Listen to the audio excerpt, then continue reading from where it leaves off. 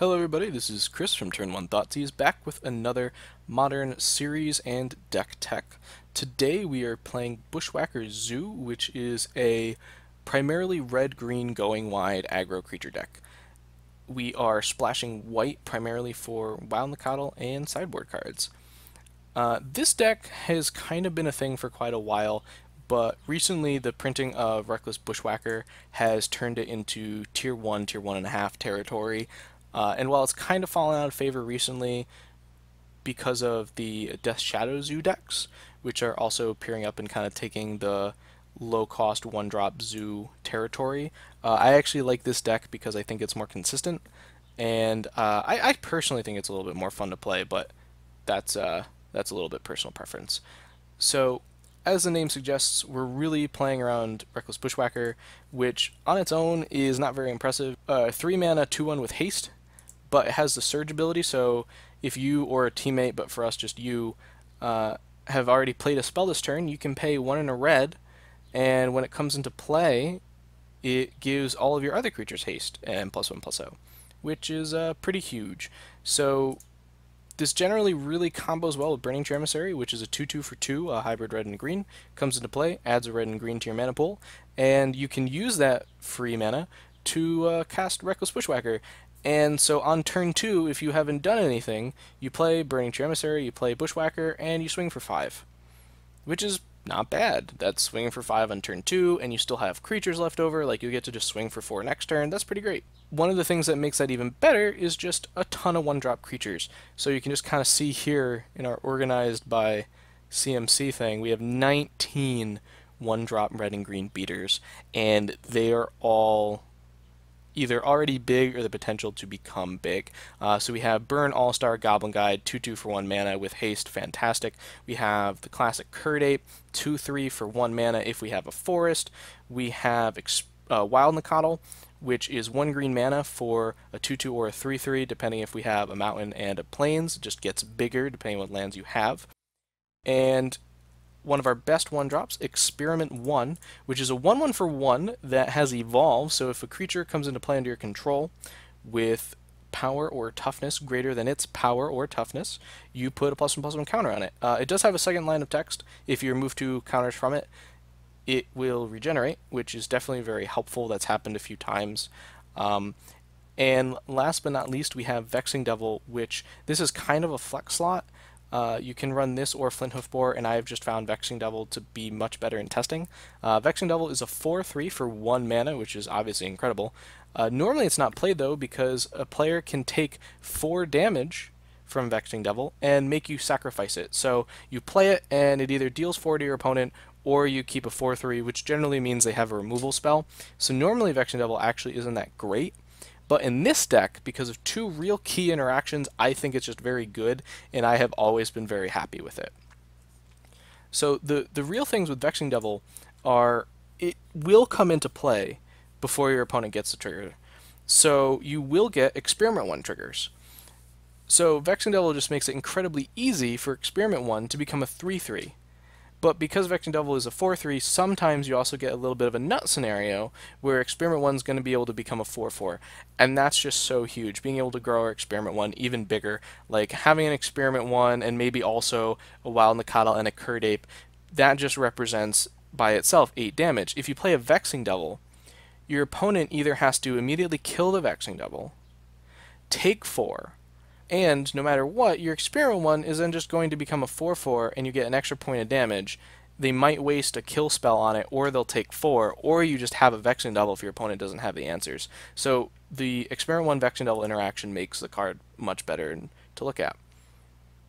Additionally, especially on turn 3 or 4, being able to go Vexing Devil into Surged Reckless Bushwhacker, especially anytime our opponent is tapped out, means we're just getting in for so much damage. Giving Vexing Devil haste, as well as a +1/+0, although it's not quite as relevant, being able to swing for 5 on a single mana red creature is huge. And if it's one of those situations where we play the Vexing Devil and our opponent's like, yeah, you can keep it, I have a Lightning Bolt in my hand, but they're tapped out, being able to Surge Bushwhacker and just immediately whack them for 5, in addition to any other creature that you have, is huge. So between those 2 interactions, I definitely think Vexing Devil is worth the spot. If we move along, we have several pump things. We have a split between two mutagenic growths and two rancors. Growths are great because they save almost all of our creatures from lightning bolt, and it's free. It would only cost us some life. Rancor is very good because we get it back if it's on the battlefield and an opponent kills our creature. So we only need two of them, and we can just loop Rancors if we need to. And giving our creatures trample can be huge against low toughness blockers, especially since we're going so wide. Just being able to get an extra point or two from the few blocks that they can make all the difference. And on that same line, we have three Gorklan Rampagers, which we generally don't cast, but we can if we want to. For a red and a green, you can Blood Rush it, which just means you discard it, which means you're not even casting anything. So if our opponent is presuming they're going to live because they have a mana leak or a remand, Blood Rushing Gorklan Rampager just makes that no longer an out anymore. So that's great, and it gives that creature +4/+4 and trample. So this effect happening generally means we're going to be winning soon. It's just so much damage that can't be countered. The only downside, it's only attacking creatures, so it doesn't save our creatures from like burn removal spells, but it just pushes through so much damage and, more importantly, trample damage. And lastly, we have some burn spells for Lightning Bolt, just very good, and a Tarkus command, which replaces Boros Charm, which used to be used in these style decks. It represents so much damage because on its own it does 3. And then as soon as you have a creature that's going to get through, it's the same as Boros Charm. And if you have 2, 3, 4 creatures, it's so much damage for a single card and only 2 mana. And it's also 4 cards that we get to main deck that say our opponents can't gain life this turn. And that's huge. If our opponent is struggling, they're down to like a few points left, like if they're at 4 and they're just like slamming Kitchen Finks as their last hope, and you just a Tarkus command them, you're just going to win that. Like it turns potential losses into huge victories. And the land base is fairly straightforward, running 11 fetch lands, 2 Stomping Ground, Temple Gardens, Acred Foundry, Forest, Mountain. And that's pretty standard. The unstandard ones, I'm running Bloodstained Mire to see how the Khans fetches affect the mana base. I have built this in paper. I've been running Arid Mesas, which is not actually a huge difference. Being able to grab Temple Garden off of Arid Mesa and not being able to grab it off of Bloodstained Mire has never been relevant in testing so far, but we shall see, because I want to see if this deck can be a little bit cheaper for those that are kind of newer to the format or looking for a more competitive deck without the price tag. So I am going to be trying that. And lastly, the Dryad Arbor, which I definitely defend, and I think the Dryad Arbor is absolutely necessary, because being able to fetch up, because it is a forest, you have 8 fetch lands that you can just use to go and find it, and you have an uncounterable 1/1 that just sits there.